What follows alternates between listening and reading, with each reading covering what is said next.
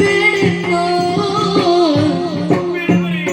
ಪದಕ್ಕೆ ಒಳೆಯುವೆ ದೊರೆ ಮೋದರಿಸಬೇಡೆನ್ನ ಹದಿಪದೆಯ ಧರ್ಮಗಳ ಬಲ್ಲೆ ನಾನು ಹದಿಪದೆಯ ಧರ್ಮಗಳ ಬಲ್ಲೆ ನಾನು ವಿಧಿಯಾಟ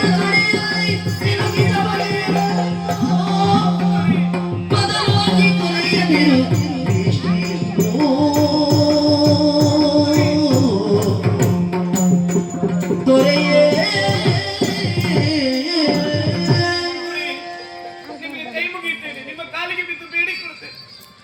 ಇನ್ನೊಮ್ಮೆ ನನ್ನನ್ನು ವೇಷಿ ಎತ್ತ ಕರೆಯದಿರಿ ದೊರೆ.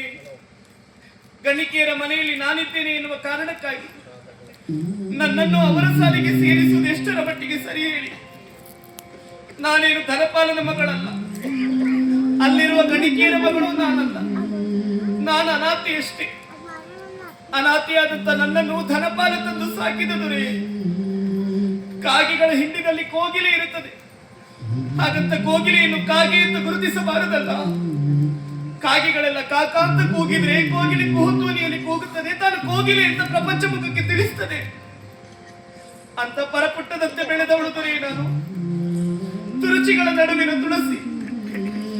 ಇಲ್ಲಿಯವರೆಗೂ ನಾನು ಶೀಲವತಿಯಾಗಿ ಉಳಿದಿದ್ದೇನೆ, ಮುಂದೆಯೂ ಶೀಲವನ್ನು ಉಳಿಸಿಕೊಳ್ತೇನೆ ದೊರೆ.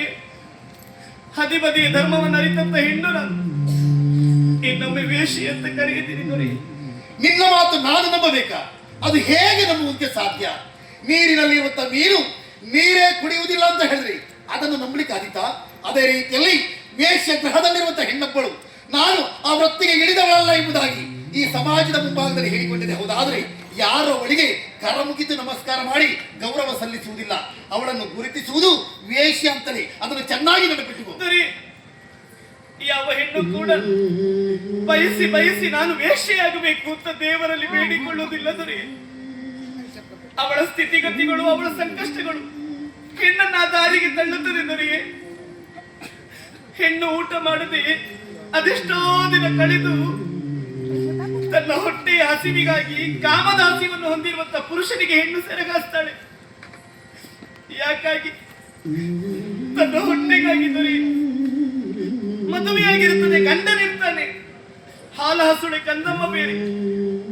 ಕಂಠ ಪೂರ್ತಿ ಕುಡ್ದು ಊರೂರು ಕೇರಿ ತಿರುಗಾಡುತ್ತಾ ಇರುವಾಗ ಆ ಹೆಣ್ಣು ತನ್ನ ಮಗುವಿನ ಹೊಟ್ಟೆಗಾಗಿ ಅನಿವಾರ್ಯತೆಯಿಂದ ಇನ್ನೊಬ್ಬರಿಗೆ ದೇಹ ಹಂಚಿಕೊಳ್ತಾಳೆ. ಯಾಕಾಗಿ? ಮಗುವಿಗಾಗಿ ದೊರೆ, ತನ್ನ ಮಗುವಿಗಾಗಿ.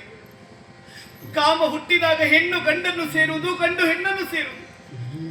ಅದು ಸಹಜ ಧರ್ಮ, ಪ್ರಕೃತಿ ನಿಯಮ. ಕಾಮ ಹುಟ್ಟದೇ ಇರುವಂತ ಹೆಣ್ಣು ಕೂಡ ಇನ್ನೊಬ್ಬರಿಗೆ ಸೆರಗಾಸ್ತಾಳಂತಾದ್ರೆ ಅವಳ ನೋವೆಷ್ಟು, ಅವಳ ಸಂದಿಗ್ಧತೆ ಎಷ್ಟು, ಬದುಕಿನ ಅನಿವಾರ್ಯತೆ ಎಷ್ಟು ಅರ್ಥ ಮಾಡಿಕೊಳ್ಳಿ. ಯಾಕಾಗಿ? ತನ್ನ ಬದುಕಿಗಾಗಿ ದೊರೆ, ತನ್ನ ಬದುಕಿಗಾಗಿ. ಭಿಕ್ಷುಕನು 10 ಮನೆಯನ್ನು ಬೇಡಿ ತಿನ್ನುತ್ತಾನೆ ತನ್ನ ಹೊಟ್ಟೆಗಾಗಿ. ಹೆಣವನ್ನು ತೆವಳುತ್ತಾ ಮುಂದೆ ಸಾಗುತ್ತಾನೆ ತನ್ನ ಬದುಕಿಗಾಗಿ. ಪ್ರಪಂಚದಲ್ಲಿ ಎಲ್ಲರೂ ದುಡಿಯುವುದು ಹೊಟ್ಟೆಗಾಗಿಯೇ ದೊರೆಯೇ. ದುಡಿಯುವ ಮಾರ್ಗಗಳಷ್ಟೇ ಬೇರೆ ಬೇರೆ.